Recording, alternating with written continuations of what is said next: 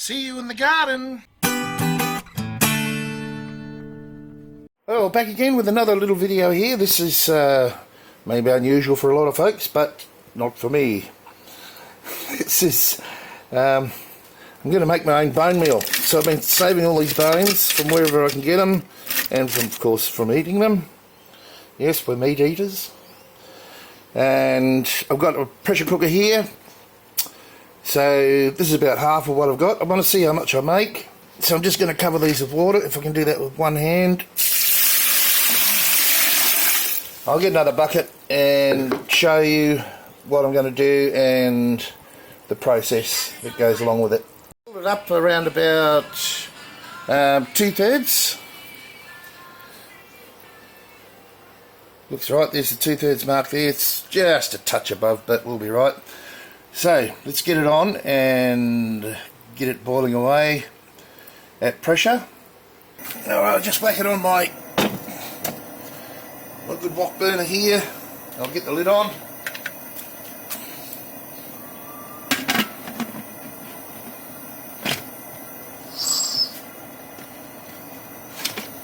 There we go. We'll just turn it up nice and high.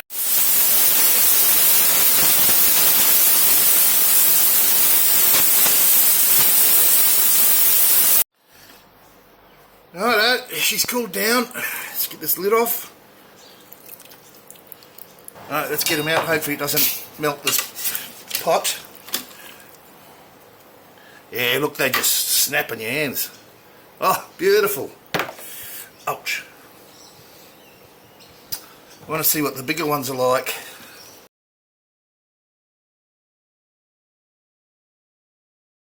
I wonder how these ones are. These ones are a bit harder. Wow, that's what you call intelligent, but I'm fine. A few shells in here somewhere. Oh, there's a scallop shell. I wonder what happens with that. That doesn't work. Ah, I wonder.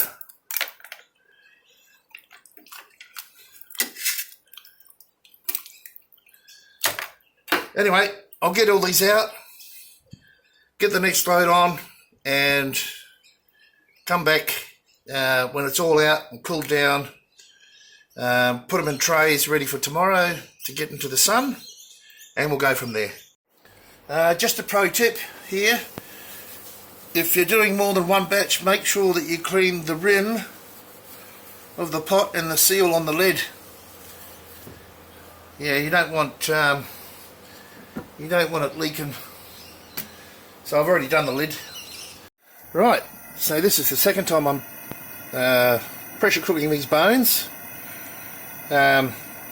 because I pressure cooked them, let them dry out, and a lot of them went hard again, I believe.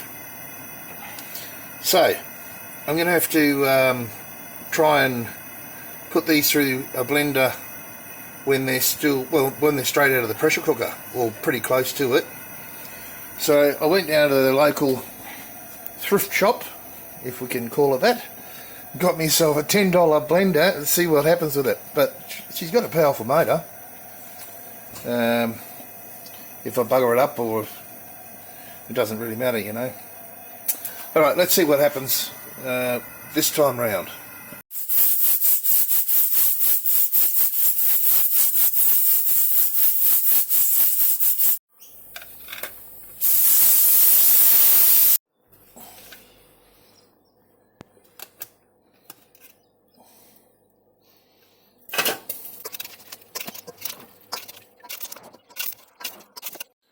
Right, we've got that far.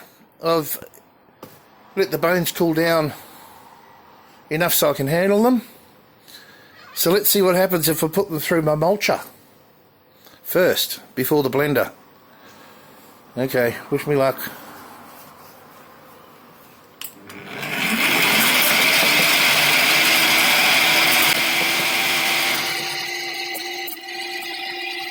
Alright, let's see what they look like. Oh, there you go. They should do a lot better in the blender. So I'll just keep doing that until this batch is done. Right, well that went really, really well. I just did the whole lot. So really I don't think there was any need to pressure cook them again. So here we go. That's what it looks like. Oh, there we go. So it's still quite thick, quite chunky. So I might look at the big ones again, put them through, and then we'll see how they go in the blender. Right, so this is what we've ended up with. So let's put it in the blender, see what happens. If not, I'll just have to use it like this for the time being. It will still break down, but it'll take longer, of course. Right, let's go there. So I'm going to put one handful in. I don't know if I'm going to need liquid or what, but let's see what happens with that. And I better put my glasses on. There is a distinct possibility that this glass may break. I don't know. I've got no clue. Glasses on. Let's see what happens with the pulse.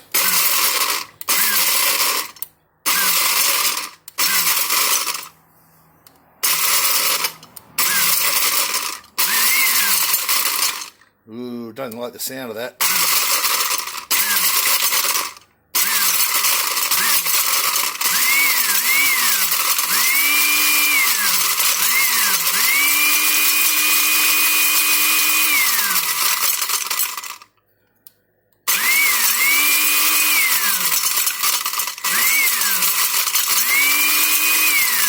Some tough bits of bones in there.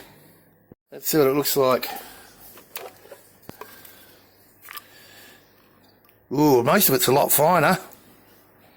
Oh, can you see? Yeah, there's a few bigger bits.